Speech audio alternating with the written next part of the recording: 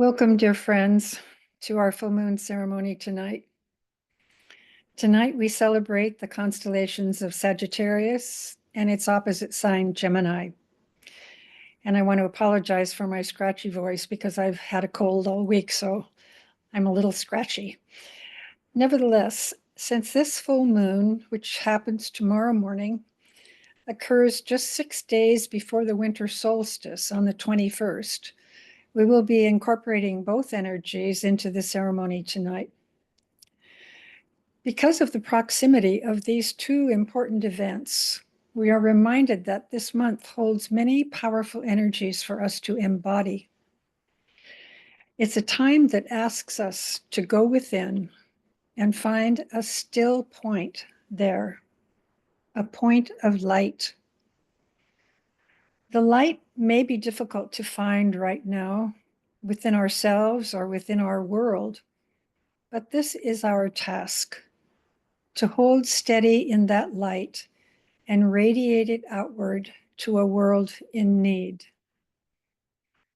It's been a difficult few weeks for many of us, and it may be a challenge to find our center with so much division and separativeness.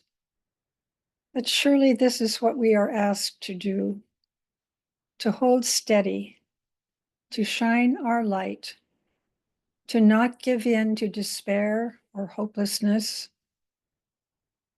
We are not helpless. We have the power to affect the world situation, and we can invoke the energies of Sagittarius to help us. Sagittarius is an expansive sign. It wants to raise our consciousness up to its highest possible level. It wants to help us envision the highest that is within us, to see our world at its most elevated. The fiery energy of Sagittarius can be used to dedicate ourselves to compassionate action. It inspires and moves us forward if we allow it. The image of the archer is a familiar symbol for Sagittarius. The archer aims his arrow with a clear sense of direction. He aims his bow with will and power, and he shoots his arrow to the highest possible goal. He does not rest until that goal has been accomplished.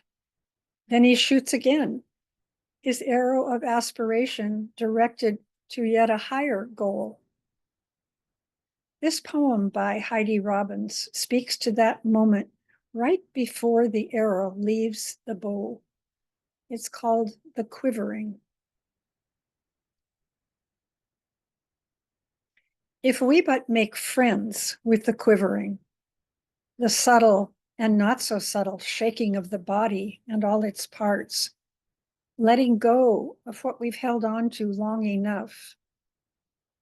If we but soften our grasp on who we have always been, to make room for what can be, knowing not what may appear, knowing only the quivering. And I ask, is not some part of us always dying? And I ask, are we not every day in some small way reborn? Then, just as the wild animal shakes off the fear of attack, we too can shake off the fears that want to eat us whole. We can walk barefoot in the woods with a quiver of arrows, cautious of what still wants to ensnare us, but alive with the light emanating from our newly trodden path. And are we not path makers? So we are. Are we not path finders? So we are. Do arrows not quiver before they are loosed into the world? Then so must we. Finally, we are archer and arrow that once, sprung into the wind, carried swiftly, silently, to our very heart, pierced and present, end quote. And then this. Blessed ones, whole ones, you where the heart begins. You are the bow that shoots the arrows, and you are the target. Fear not the pain. Let its weight fall back into the earth. For heavy are the mountains, heavy the seas. The trees that you have planted in childhood have grown too heavy. You cannot bring them along. Give yourselves to the air, to what you cannot hold. That's by the poet Rilke. Tonight, as part of our celebration, we acquaint ourselves with the sign of Sagittarius and its opposite side, Gemini. As you recall, we mention the opposite sign each month so we can be aware of the two energies that need to be blended and harmonized. In astrology, part of what determines the energetic quality of a sign is which element it is. It can be a water sign, an air sign, an earth sign, or a fire sign. For instance, the quality of energy that a fire sign might demonstrate is passionate, dynamic, and temperamental, whereas an air sign is all about action, ideas, and motion. Earth signs tend to be practical, grounded, and steady. And water signs are intuitive, emotional, and sensitive. No sign and its opposite are the same element. Balance is always needed. Each element impacts each sign in its own unique way. For example, Leo and Aries are both fire signs, but the energy of the fire manifests differently in both signs. In Leo, the fire demonstrates as a need to express. In Aries, it is the need to initiate.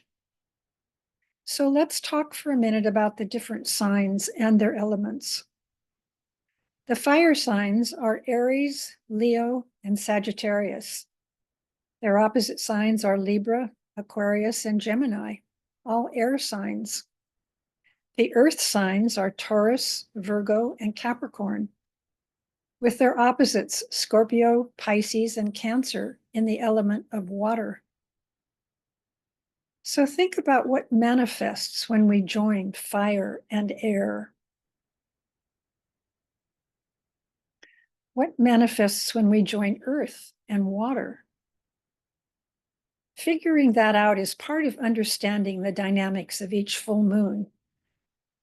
In this full moon, we must blend the fire of Sagittarius and the air of Gemini. What would that look like?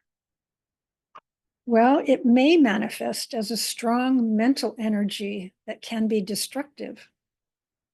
The keynote for Sagittarius is harmlessness.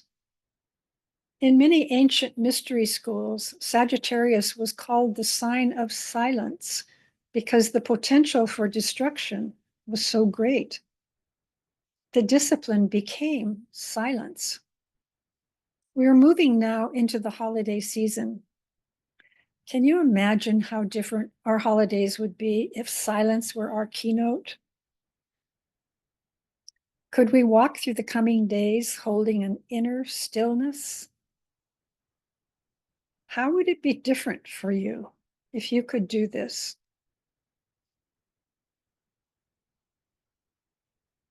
Always the goal of every sign is to use the energy for the highest good.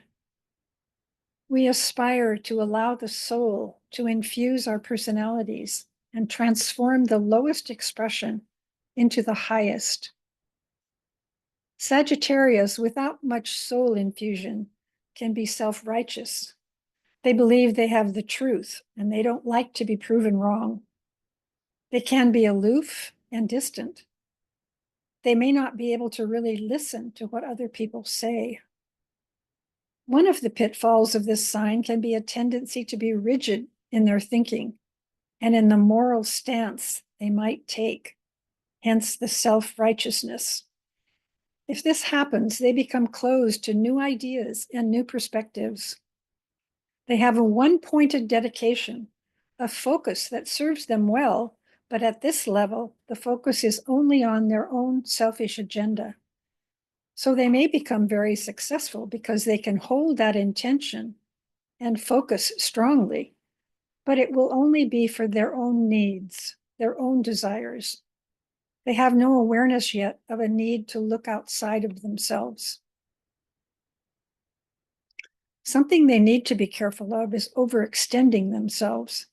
Because they have so much energy and enthusiasm, they can quickly have too many irons in the fire, so to speak. This can cause burnout and an inability to complete what they have started.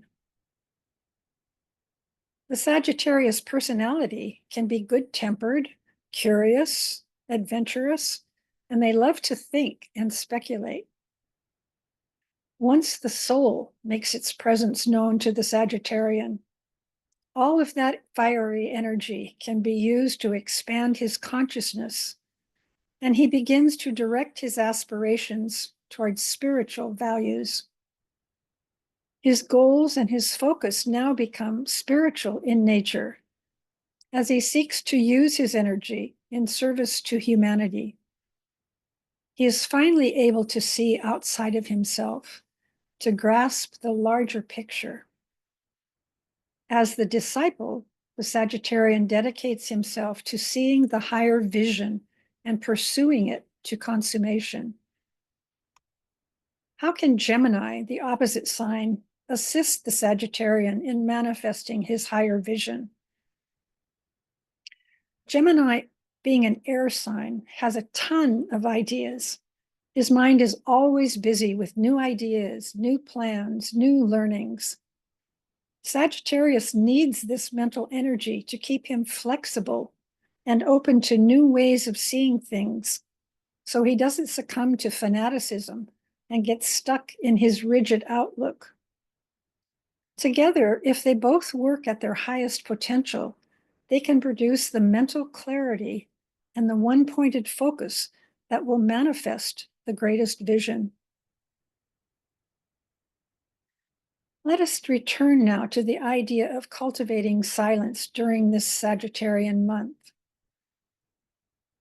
How can we bring that quality of silence into our daily lives during this busy holiday season? I think we can call upon the discipline and the dedication of the Sagittarian energy to assist us. But how do we silence the busy mental energy of Gemini? First, I think it involves being mindful of our thoughts, watching them. This takes awareness and a serious intention. Can you catch yourself when you are mentally obsessing, or when you wander off in a dreamy state, when you're in a negative loop mentally? Did you know that negative thoughts can bring karmic consequences? So it behooves us to get control of our thinking, and meditation can help with this. It helps bring us into the present moment. It teaches us how to watch our thoughts, watch them go by like clouds in the sky. We learn to not identify ourselves with our thoughts. Have you ever seen the bumper sticker that says, "Don't believe everything you think"? With discernment, we can notice which thoughts are illuminating and true, and which are just the ramblings of our ego expressing its opinions. How do we silence our words? We can practice listening more and saying less. How present are we in a conversation? Are we really listening to understand? Or are we thinking of what we want to say next? We can try to check our impulsive speech. How often do we talk out of nervousness, for instance, or speak to fill in the gaps in the conversation? Can you be comfortable in the stillness?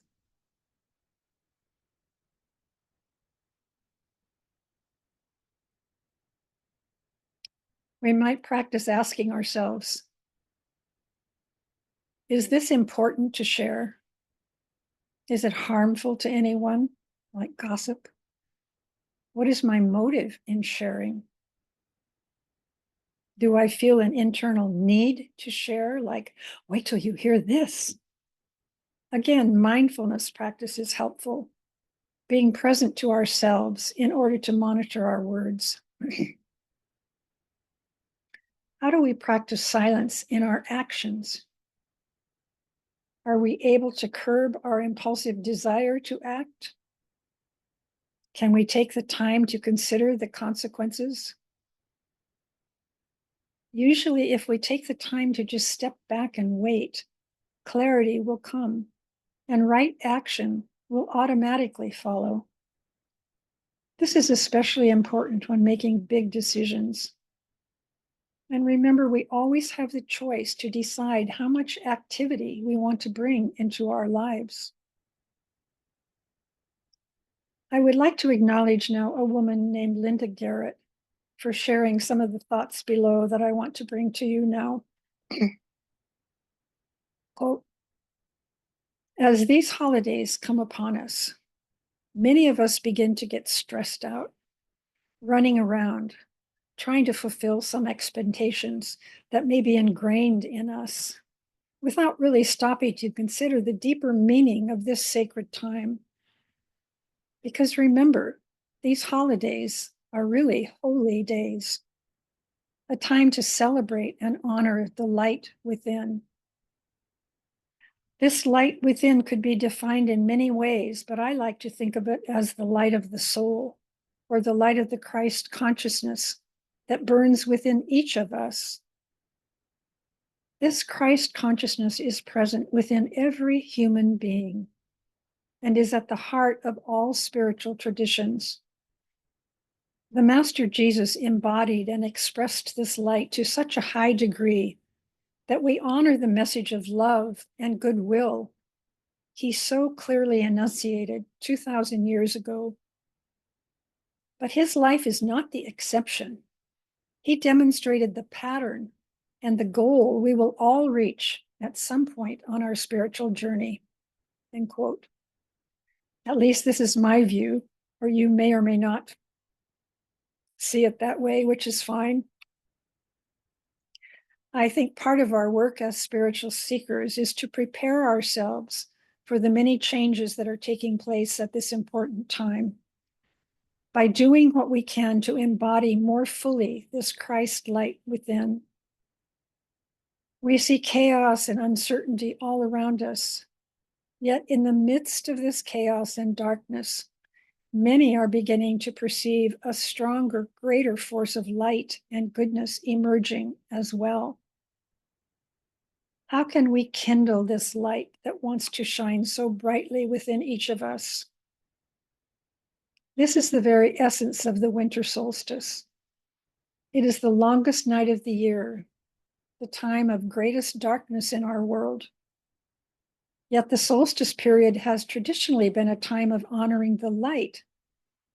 The ancients saw it as a time to honor the birth of the sun gods, while Christians have celebrated the birth of Jesus during this solstice week.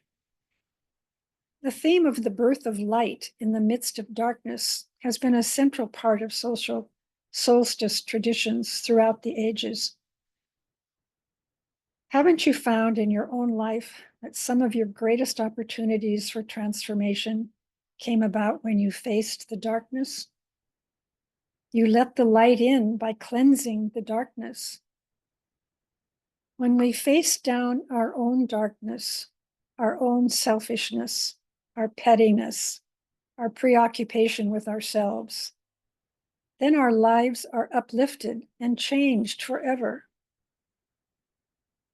Of course, it's human to want to walk away from our darkness, but if we are to live and love fully, boldly, fearlessly, then we must turn toward the darkness and walk straight into it, trusting that the light within will guide our way and give us the strength and wisdom to overcome all obstacles. From the website Rebel Girl. What if every day you took on the darkness like it was your job? You picked it up, spun it around, cracked it over your knee until the light burst out of it. What if you hunted for darkness each day as if on a mission to change the world and did just that? You spinning darkness into gold. What if we all did that until there was no darkness left? Not one bit.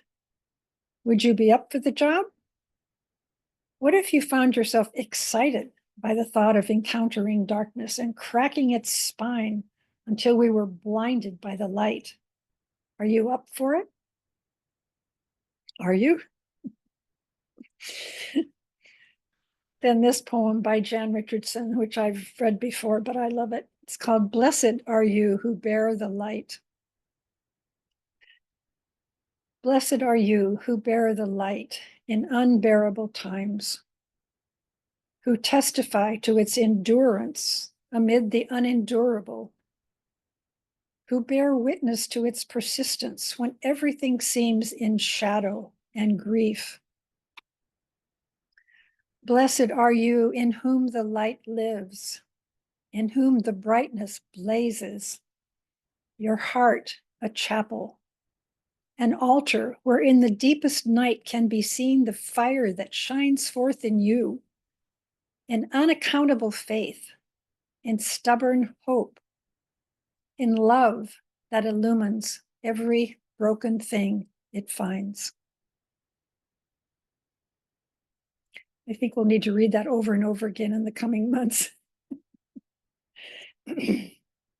One of our jobs this month is to envision clearly what is possible for our nation. Let us hold this image steadfastly in our minds and let us not waver. We are powerful beyond imagining, and when we use the power of our higher mind to create the world we wish to see, we become masters. And we are not alone in this. We can invoke the aid of the great ones, the masters who have gone before us and who oversee our evolutionary journey. We can align with these forces of light to create a downpouring of love, light, and power into our planet. Let us be dedicated to this purpose, to be conduits for the manifestation of light in our world. And this is from David Spangler.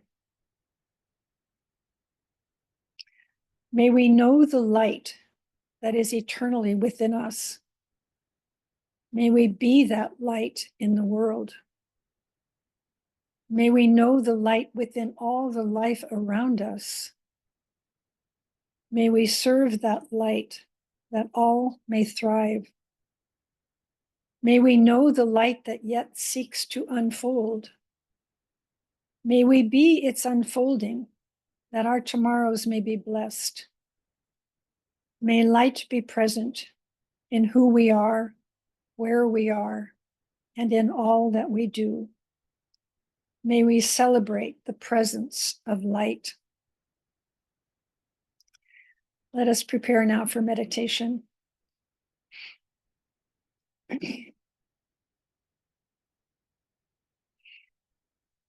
To begin our meditation, please find yourself in a comfortable position with the spine relatively erect, but with no undue strain or tension.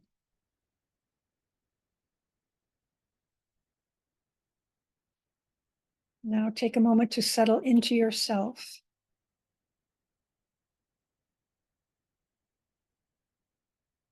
Begin breathing evenly to quiet your system.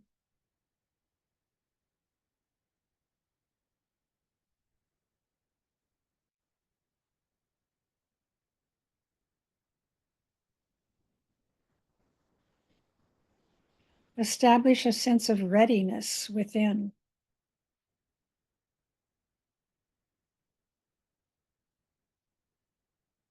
Take a moment to feel the stillness that's created by this process.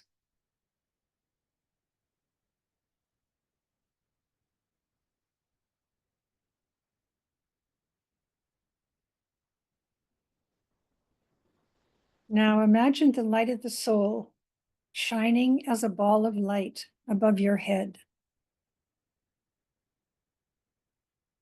See that light descend into your body. See it connect to each chakra as it moves downward into the earth. In the center of the earth, the energy of the heavens align with the energies of the earth. Feel this alignment within your body. Heaven and earth aligned within you.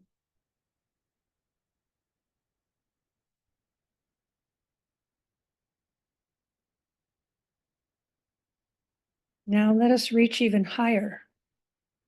Let us send our energy up into the home of the great ones, the masters. Ask to be connected to the spiritual realms where they reside. Ask to be connected to them.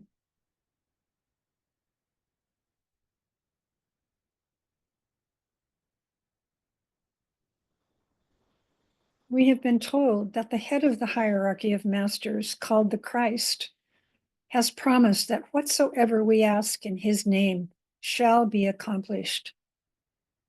So let us ask for the forces of light to descend on our planet.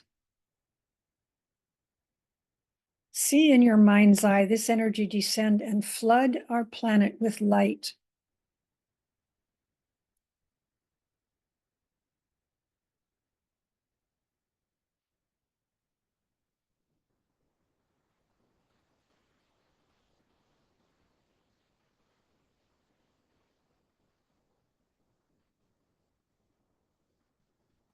Imagine this energy magnetizing the will to good within the hearts of people everywhere.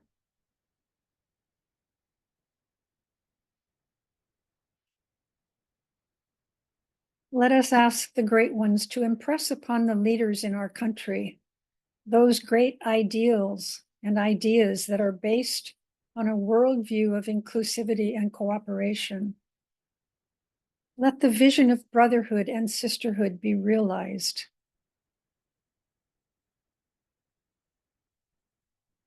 Let us hold a vision of a world at peace, of a world where resources are shared and where we recognize the divinity within everyone. Let us call forth the forces of light to create a great unifying, protective, and defending wall of light around our planet, magnifying the good and dispelling all negativity and evil from within and without.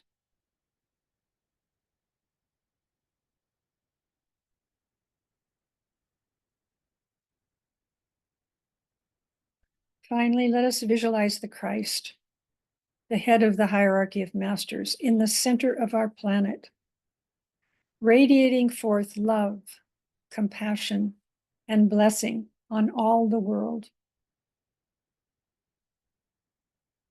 Let us work in this way, aligning ourselves with the forces supporting the evolution of humanity. Let us work without fear.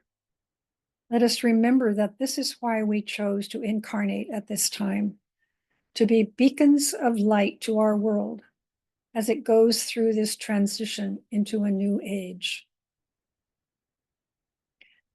I'd like to close now with this prayer to the Great Mother.